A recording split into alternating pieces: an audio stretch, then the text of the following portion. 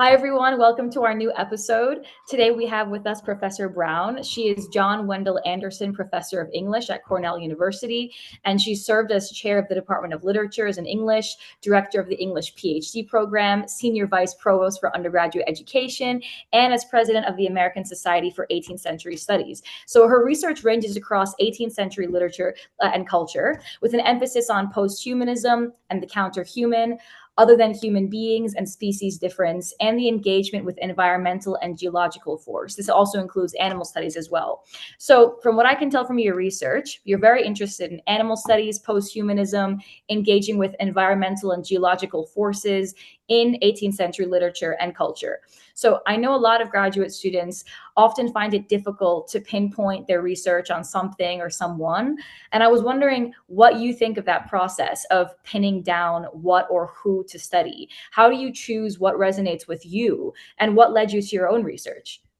That's such a good question, and it's been really hard for me to confront when I realized that was going to be your opening question, because I guess the problem for those of us who have always loved reading and are turning into professional literary critics, or even those of us who really just keep up with what's happening in contemporary literature, is that we tend to love the book. And then we love this book, and then we love that book, and then it's so stimulating. And you're right, you don't know if you're going to write an essay or make a comment, you don't know where to stop with all the loving.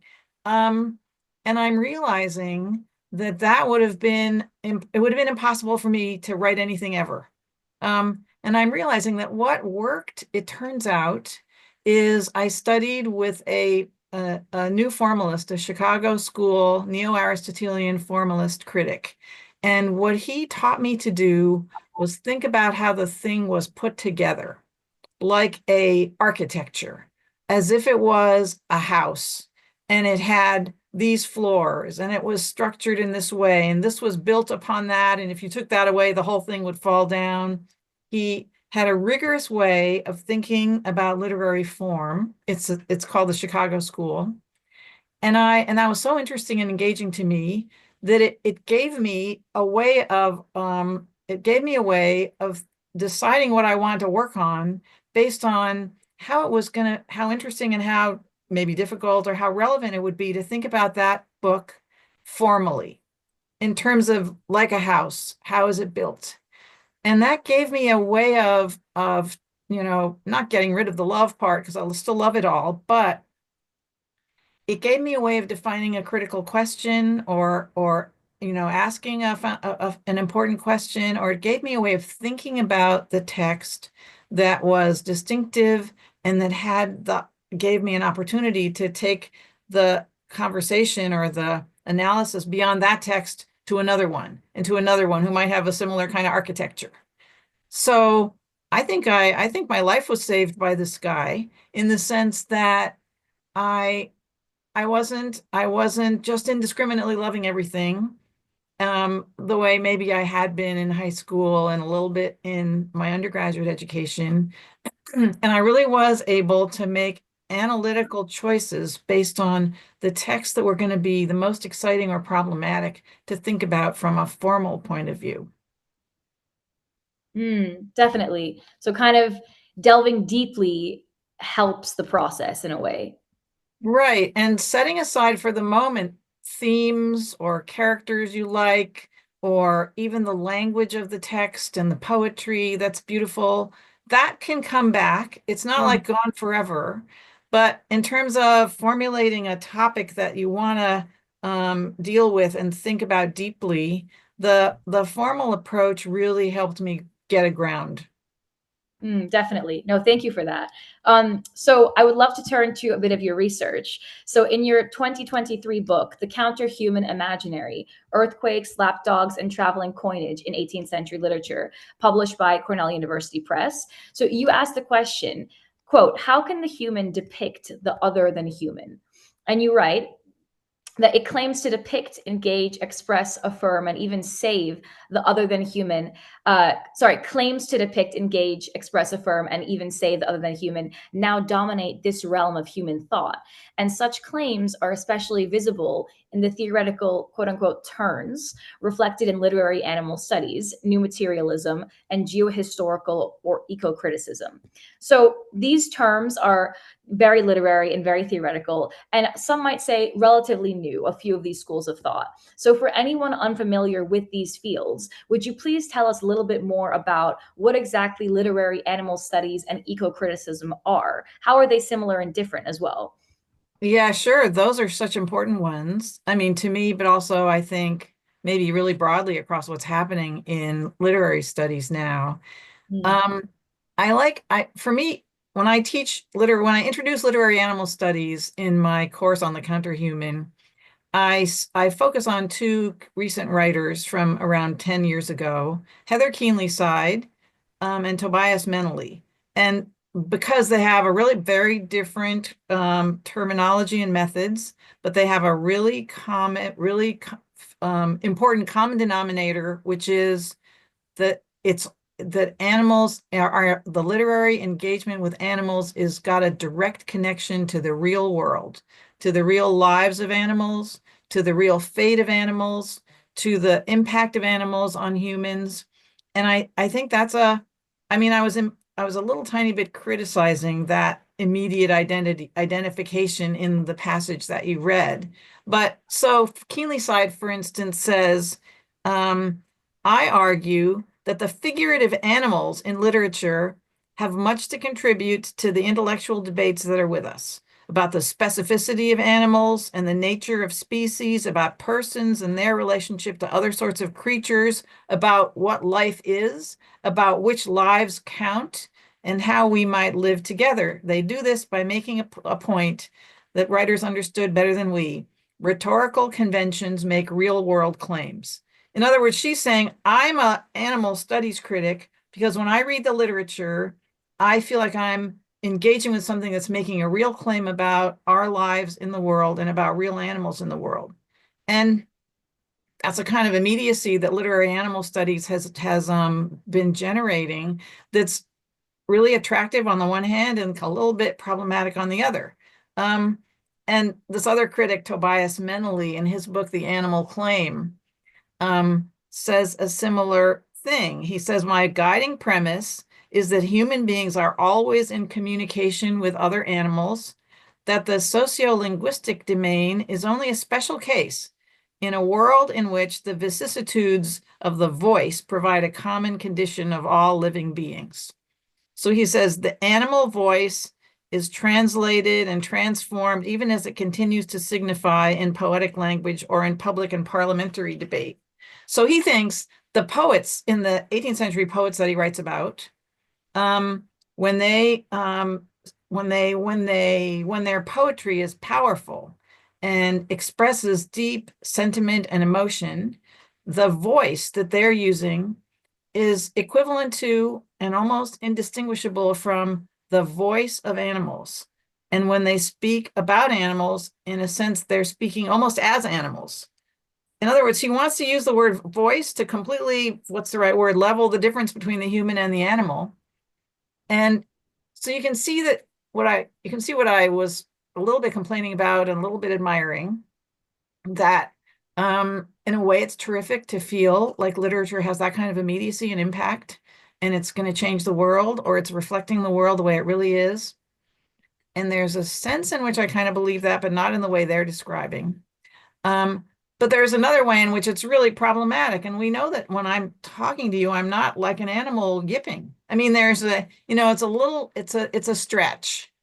But that's what animal studies has been built on in the last 10 or 15 years. It's been built on the powerful engagement or intimacy of literary texts and animal voices. Definitely. You touch on a paradox that we're kind of getting at a little bit here, and you call this the paradox. So you reference in your book, quote, the paradox entailed in this assertion of the human power to speak for the other than human. That's a very interesting aspect of animal studies. So we're trying to give a voice to the voiceless, but in doing so, sometimes we may end up speaking for them, which I think is quite interesting. And you write that one response to this paradox is to prioritize literature.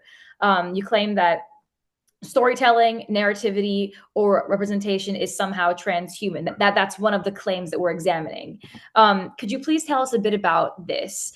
In what ways does literature bridge that gap between the human and non-human? And as you're kind of criticizing some of the claims going too far, how are those criticisms kind of unfolding in your book? What are your conclusions of like how this can go too far as well, and also how it can be helpful? Right. Well, there's a kind of paradox involved in my approach in my critique of the immediacy of the animal voice, and in my approach to the relevance of the connection between the human and the animal, because I believe in that. I believe in that. And the paradox is, the humans are in charge of literature. The animals are not. The humans are the creators. The humans are the ones who can write it down. The humans are at the center of literature in a way that maybe humans are not at the center of any other form of making. And so you can't believe that the animals are really speaking directly there. I'm sorry.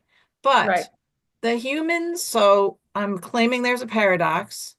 But I'm leaning a little bit on theories about how even the most coherent human representations of historical moments or of human interpretations of social history or everything that humans do is shaped by the context that the humans are living in, the historical world that they live in, the dynamics of class and race and history.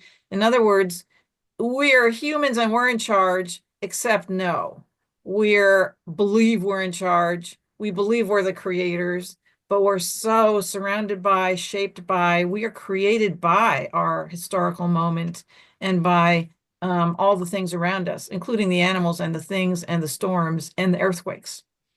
So what I'm saying is step back for a minute. Okay, humans are in charge, but they're in charge in a context in which they're always limited, constrained, and encircled by those dimensions of the world and the other than human beings in it that are not human. Aren't those somewhere in the literary text? Like maybe not in a direct way, but that scenario of the human being engaged with and shaped by the human's history and environment. Literature is such a rich expression of the human experience. That part of it must be somewhere there. Not announced directly by the human author who's in charge of everything, but somewhere there in the text. And that's where my formalist training comes in, because I'm trying to argue that it's there in a non-explicit, non-verbal way. It's there in the way the building is built. It's there in the way the architecture of the work is created. It's there holding it up. Even if the human creator isn't realizing and announcing and saying that's what it's all about.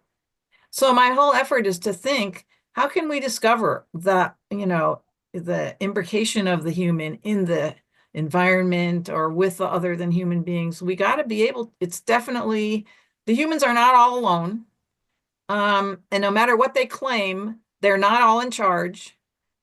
And literature is such a rich attestation of what it means to be human and what the human is, that richness must include some dimensionality that is in accord with those other things, the other than human beings, the animals, the environment, the storms, the other stuff is got to be there. And I'm saying we need to look to literary form, to look to how the building is built and put together to discover them. That is really, really fascinating. So literature is at once an expression of humans' authority and their lack of authority as well. Yeah. Right. Really interesting. Yeah. So because we have language at our disposal in a way that animals and Mother Nature does not, that direct literary expression, that is a type of authority. But in the way that this literary expression is at once shaped by the creatures that we live with and the climate and Mother Nature scenario that we're living inside, because that language is always shaped by those things, the language is also an expression of all of the ways in which we do not have authority. And we're Yeah. using language to almost express authority that we do not have in a way. Yeah, right. That's why I use the word paradox. Yeah, Because I never want to deny the authority of human creativity and the centrality of the human there. So you can't claim that the human's not in authority. But on the other hand, we wouldn't be here actually if we didn't have the whole world of the environment and the other than human beings all around us. So yeah, exactly. it Exactly. is paradoxical, but a formalist critic, I think, can find ways of making it accessible, even in the language of lit crit language. Right, right. So you examined the interrelationality of the counterhuman and the human, particularly an in-betweenness from the perspective of the counterhuman imaginary, as you refer to it. So you write, quote, this is a brilliant quote, by the way, quote, the suffusion of the human into the other than human and the destabilization of human affectivity through trans-species melding use radical interrelationality to step beyond conventional or hierarchical boundaries and to project an experience of ontological uncertainty, even of an innovative community indigenous to the counterhuman. So I think this is beautifully put, and I would love to hear more of your thoughts on this, particularly as it relates to the role of lapdogs, which you touch on in the first chapter, as an example of how the non-human can encounter or challenge or exceed the human through the evocation of affect or intimacy. Also, a direct quote. So I would love to hear a bit more about this kind of interrelational in-betweenness that actually upsets the ontological perspective and position of creatures like lapdogs, and how that kind of upsets also the relationship, the intimate relationship between these creatures and the human. Mm. Yeah, and I think that's a good instance of the kind of formalist critique that I'm wanting to pursue here. So one of the things that happens interestingly in the early half of the 18th century in English literature is the sudden appearance of a whole subgenre of poetry about doggies. And it's because of urbanization and there's all kinds of historical contexts that make pet keeping suddenly an incredibly significant bourgeois activity. And all of a sudden, out of the blue, your parents wouldn't have had a doggy in the house, but you, in your house, you have a beloved lapdog, and it wears clothes and it sits at the table with you at dinner and it goes everywhere with you. It's like today. Right, And the poetry, and so there's a whole bunch of poetry written about lapdogs, most of which has been treated as satire on women, because this is a whole period of lots of opportunities to criticize women who are blamed for everything bad. So most of the poems are about how, whoa, look at her. She's sitting there with a doggy in her lap, and the doggy is licking her. And then what's the dog going to do? And I wish that was me, but it's not, because she cares more about the dog than she does about her boyfriend. And the poems do this over and over. What I argue is if you look really closely at the poem, even though it's claiming to be satiric and criticizing the woman, you see a whole lot of instances, specific descriptions of a kind of physical intimacy between the dog and the woman that you wouldn't use the word attractive because the poem is criticizing it, but it's striking.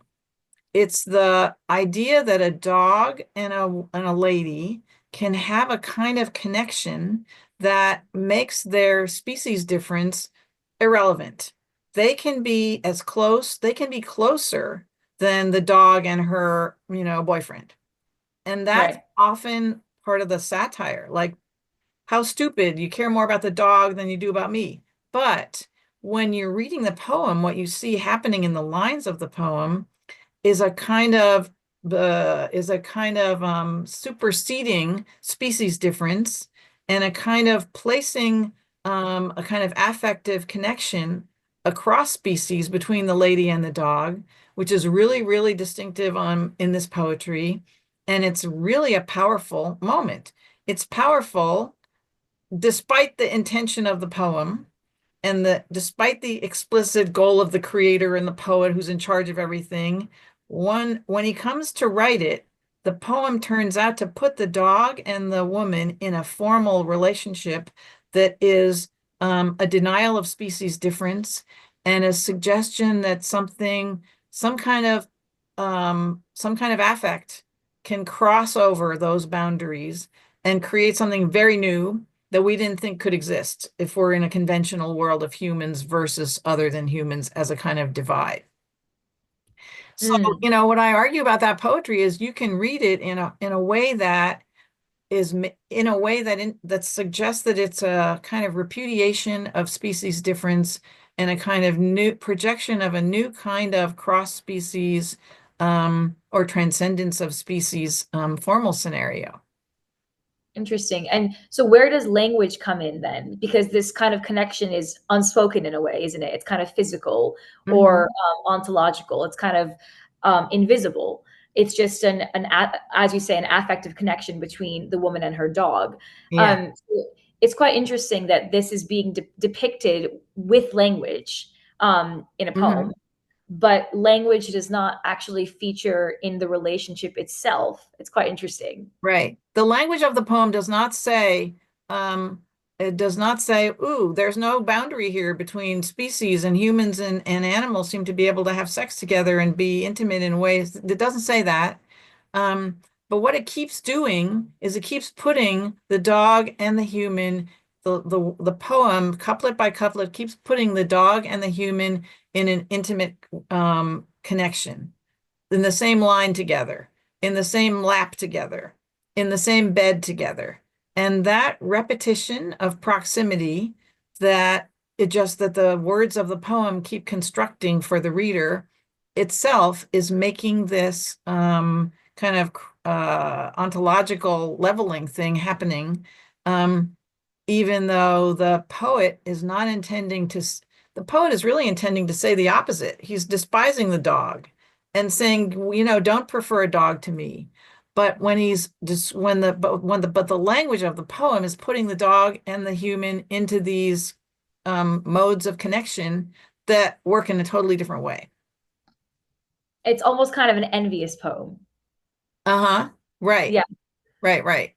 But Interesting. that's where I'm trying to highlight the fact that the poet you can think the poet is in charge and he thinks he's saying something. And he's saying something. He's saying that the lady he's criticizing her. Right. On the one hand, the poet is in charge, but paradoxically, the poem, if you look at what's happening line by line in terms of the engagement across the different species, the poem is doing something entirely different. I guess we can't use the word saying. The poem, the form of the poem is generating something, an impact that's completely different from that satiric critical claim. It's almost like his language is in a way working against him. Right. So he's And trying to say something that but he actually can't say. uh-huh. He wouldn't want to say that. He wouldn't even really understand that that was what he was seeking to say. Um, Right. but the poem is just getting away and doing it itself. And Mm. that's kind of illustrating what I meant when it's illustrating. It's a specific indicator of what I was seeking to describe when I'm saying that the humans are always enmeshed in the world of the other than human or the environmental, and you can't extract the human and the human intentionality from that world and claim it exists by itself. It's always buried there, and literature is gonna find ways. They're gonna be it's that connection is going to be visible somewhere in a literary text. Would you say that the poem is an example of the lack of linguistic authority, that he's trying to use language to create a scenario to kind of interpret a certain relationship, which is the woman and the dog, and Yeah. he's trying to characterize it in this way using language, but actually formally the poem is working against him and stripping Exactly. him a little bit of the authority of his word in a way. Uh-huh. Yeah. Is that kind of what's happening as well? Yeah. I think that's totally what's happening. And I think if we seek, so that kind of stripping away and even attacking the authority of the creator is one dimension of what I'm wanting to see in the counterhuman concept. And it can happen in so many different ways. But then the lapdog poetry really gives you a good example, because that poetry, that that subgenre is so satiric and critical, and it believes it's taking a stand against the lapdog. And whereas some of the poetry about storms, which is really immersed, it puts the human who's supposed to be in charge of the world in this terrifying environment of apocalypse. It creates that impact of the human isn't in charge in a different way than the lapdog poetry does. How do the poetry on storms differ? In the case of storms, I write about a narrative rather than a poem. But I could do poetry. I need to try poetry next. But I argue there's a well-known early work by Daniel Defoe called The Storm, and it's about a huge storm that happened in Western Europe and around the turn of the century, maybe 1703, and it knocked everything down, it blew everything over, and it killed all kinds of birds and fishes, and it blew them up out of it was a major, that we have a word for it now, which is some kind of hurricane thing.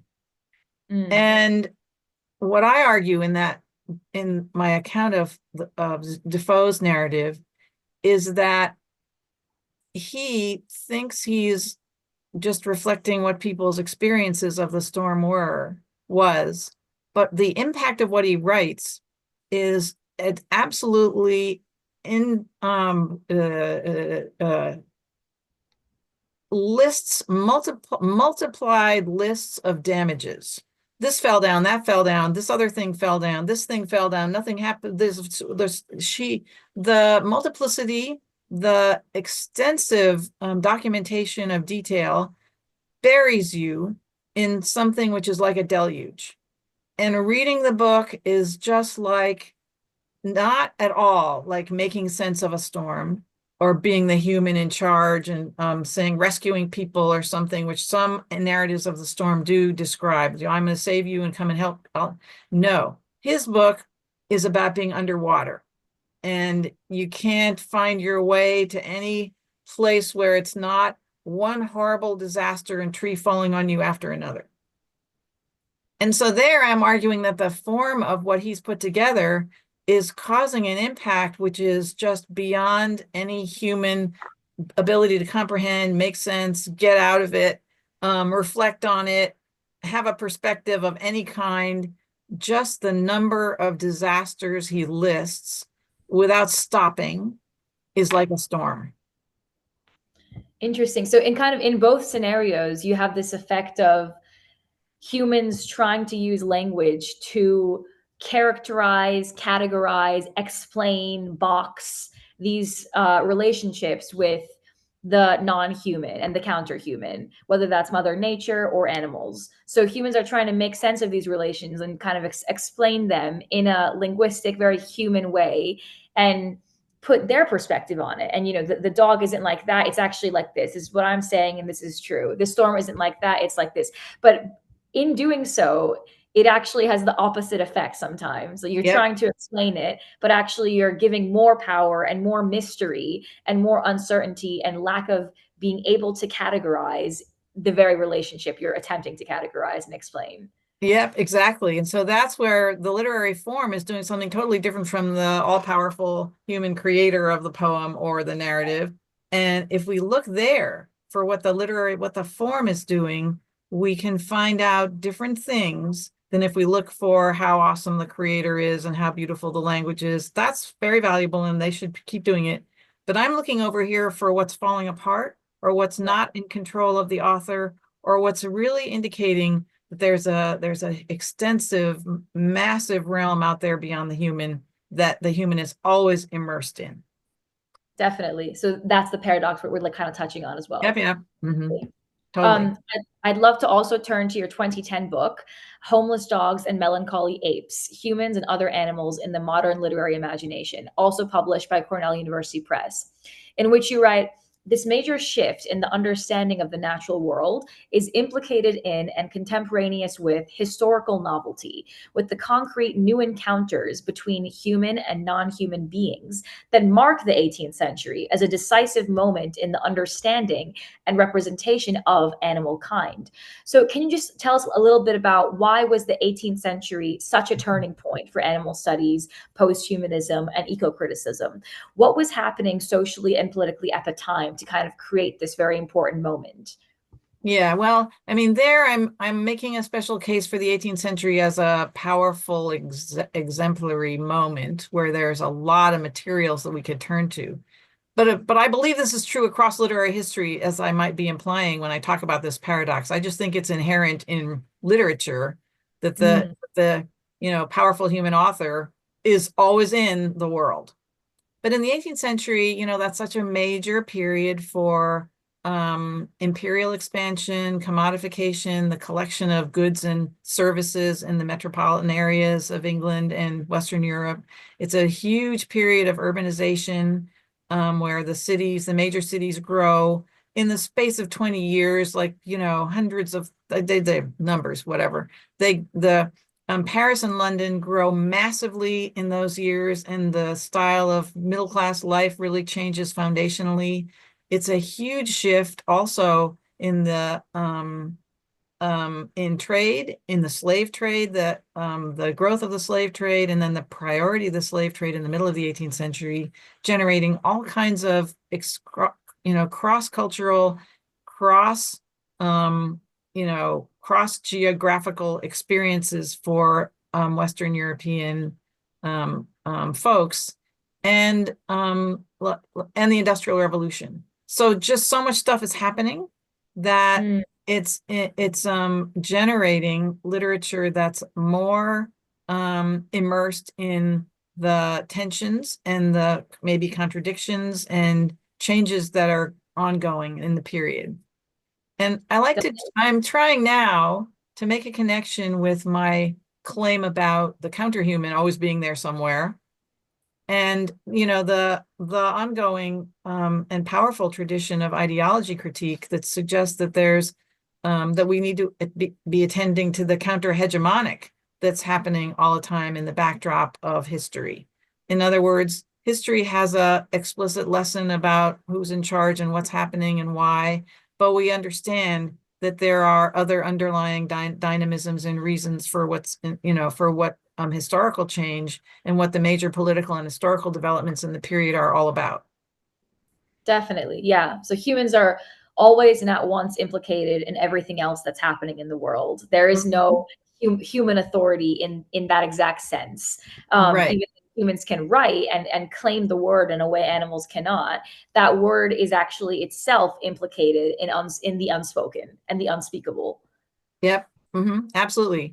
And so, how do we keep looking? Where do we find? How do we identify the text we're most interested in? How do we keep looking for that unspoken thing? Where do we go next to keep looking for it? And also, more interesting to me right now is, how are all the various different unspoken things that we might be able to identify in particular works, are they related somehow? In other words, is there some kind of unspoken ecosystem where the doggies and the storms and the other things that are underlying that human authority and, that really they're the world of humans, is there some way of seeing those things in a systematic connection with each other?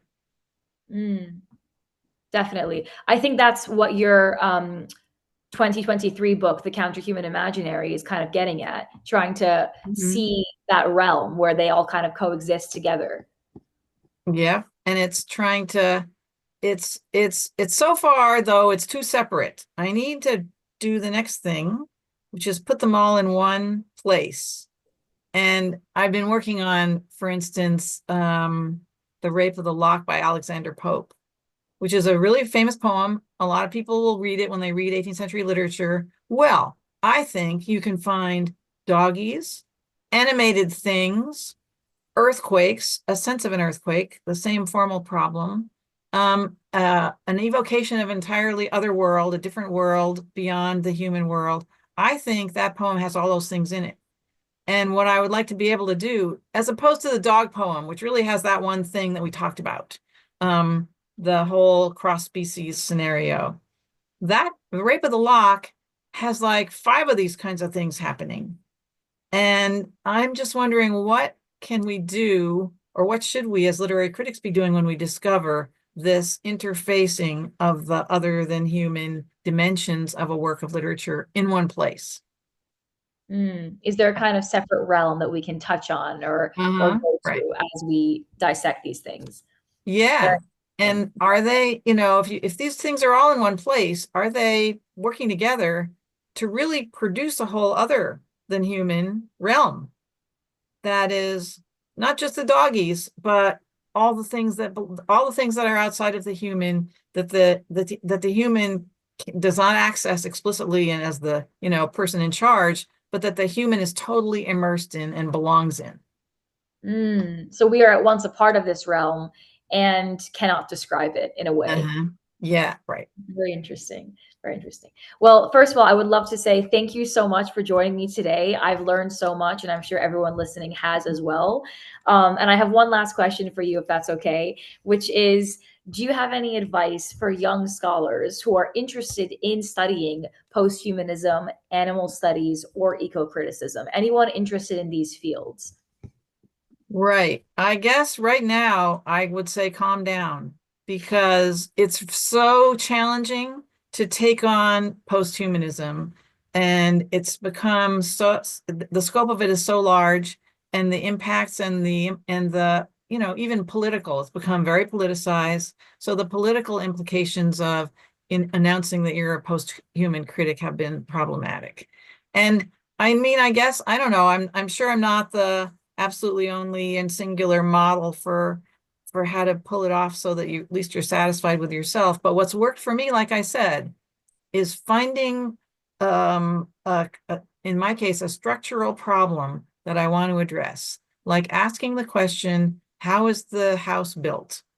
And going from there to the constituents of the way things that are not standing up straight in the house, the problematics around the other than human, the house's engagement with the other than human beings or forces. And when you have that a little bit under, when you're able to express or even describe a methodology that would enable you to think about those things, then the next step, which launches you into the realm of the posthuman, might, is a little bit more accessible, and you can make broad claims, but not without starting with a house. Right. Definitely. No, thank you so much. I think that is great advice. Pinpointing exactly what it is and building up from there instead of Mm, just going in scattered. yep, yep, No, totally. definitely. Well, thank you so much for joining me today. I so appreciate it. Your research is very, very interesting. And I think I think now more relevant than ever, given what's happening in the climate crisis and given what's happening with, you know, global warming and everything like this. Also, ecosystems crashing, animals becoming extinct. I Yep, think this is touching on something that's very topical and that's very important right now, especially even though the 18th century has immense ties to it. It's studying it, I think, and studying 18th century literature in regard to this is super, super relevant. So I recommend anyone to read your books and learn more about this when they can. So thank you again. yep, terrific. Thanks so much. It was really fun, and a Thank pleasure to think about these things anytime. So yeah, thank you.